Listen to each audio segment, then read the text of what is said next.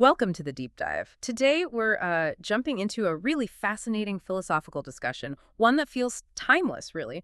We're looking at excerpts from the Bahuvedaniyasuttaṃ, an ancient Buddhist text. And our goal here, our mission for this deep dive, is to explore feelings, or vedanā, as it's called in Pali. We want to see what this text says about pleasure specifically, and maybe uncover why different takes on the same idea can lead to, well, either arguments or agreement. Exactly. And just to set the scene a bit, this sutta, it's basically a record of a conversation. You've got figures like Ayasma Udāyī, this carpenter named Pañcakaṅga, Ayasma Ananda, and then, of course, the Buddha, referred to as Bhagavan. So it's grounded in a real exchange. Okay, let's get into it then. The whole thing kicks off with a scene where Pañcakaṅga, the carpenter, goes up to Ayasma Udāyī, and he asks what sounds like a pretty simple question, right? How many feelings did the Bhagavan declare? Yeah, seems straightforward. And Udāyī answers right away. He says 3. Pleasant feeling, unpleasant feeling, and neither pleasant nor unpleasant feeling. Very clear. But this is where it immediately gets sticky. Pañcakaṅga just doesn't buy it. He pushes back, says, no, the Bhagavan declared 2 feelings, pleasant and unpleasant.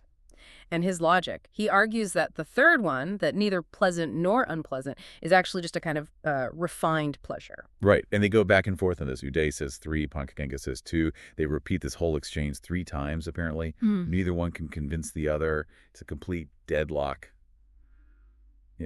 Just talking past each other. Yeah, you can picture it.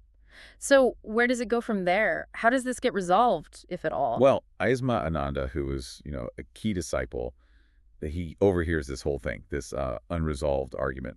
And he thinks, okay, this is important. So he takes the gist of the conversation to the Buddha, to Bhagavan. And what does Bhagavan say? Is it 2 or 3? See, that's the fascinating part. Bhagavan's response is, well, it's deeper than just picking a side. He basically says to Ananda, look, both Udāyī and Pañcakaṅga were correct in their own way. Their mistake wasn't their number. It was that they failed to sort of appreciate the other person's valid point. They didn't approve of each other's well-spoken perspective. Okay, so truth isn't always just one single thing. Exactly. Yeah. Bhagavan makes it explicit. He says he has actually taught about feelings in lots of different ways. Parayena, the text says, depending on the context, the angle you're looking from. So sometimes he taught 2 feelings, sometimes 3, sometimes 4 or 5 or 6, even 1836 or 108 feelings. Wow. Okay, that's a lot more complex than just 2 or 3. It is, and it has real implications. Right. So Bhagavan points out that when the Dhamma, the truth or teachings, is explained in all these different ways, what happens if people don't get it? If they don't accept that another view might also be valid? Well, they end up quarreling, contention, and disputes. He uses this really strong image attacking each other with mouth spears. Ouch. It's a powerful metaphor, isn't it? But the flip side is also there. He says those who do understand this, who do approve of each other's well-spoken points, they live differently. They live in unity, harmony, without dispute, like milk and water mixed together perfectly, looking at each other with, kindness. That really makes you pause. How often do we get stuck in arguments online or, wherever, just because we're locked into our way of seeing things and we don't even consider there might be another valid angle? Happens all the time. It's less about right versus wrong sometimes and more about seeing the whole picture, which might include multiple rights. So this idea of different angles is key. And the sutta then seems to pivot a bit, right? It goes deeper into the idea of pleasure, sukha, which was kind of at the heart of that initial disagreement. Yes, exactly. To understand the different counts of feelings, you need to understand the different types of pleasure Bhagavan is talking about. He starts with the most obvious ones, the 5 sense pleasures. Kamagus. These are, the things we get through our senses. Nice sights, pleasant sounds, good smells, tastes, touch. The text calls them agreeable, pleasant, delightful, dear, associated with desire and exciting. Pretty straightforward stuff. And the happiness or joy that comes from these. That's called sense pleasure, kamasuka. It's our everyday kind of pleasure. Okay, makes sense. That's what most people probably think of as pleasure. Right. But here's the crucial bit. Bhagavan then says, quite clearly, if anyone thinks this sense pleasure is the highest, the best kind of pleasure there is, he says, I don't agree. He states flat out. There is other pleasure, more excellent and refined. Okay. So he's opening the door to something beyond just sensory gratification. What comes next? Well, he then lays out a kind of ladder, a progression of increasingly refined states of pleasure. It starts with the 4 jhānas. These are deep states of meditation, of absorption.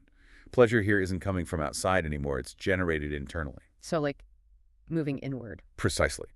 The first jhana involves pleasure born from seclusion, still with some mental activity, but there's this real sense of rapture and joy.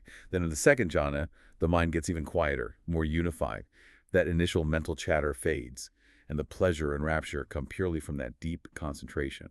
It's more stable, more profound. And the third and fourth, do they get even calmer? Yes. The third jhana is interesting. The intense rapture fades, but it's replaced by a more pervasive, quieter pleasure or happiness. The text says it's experienced with the body, like a deep, calm saturation. And you're mindful, equanimous.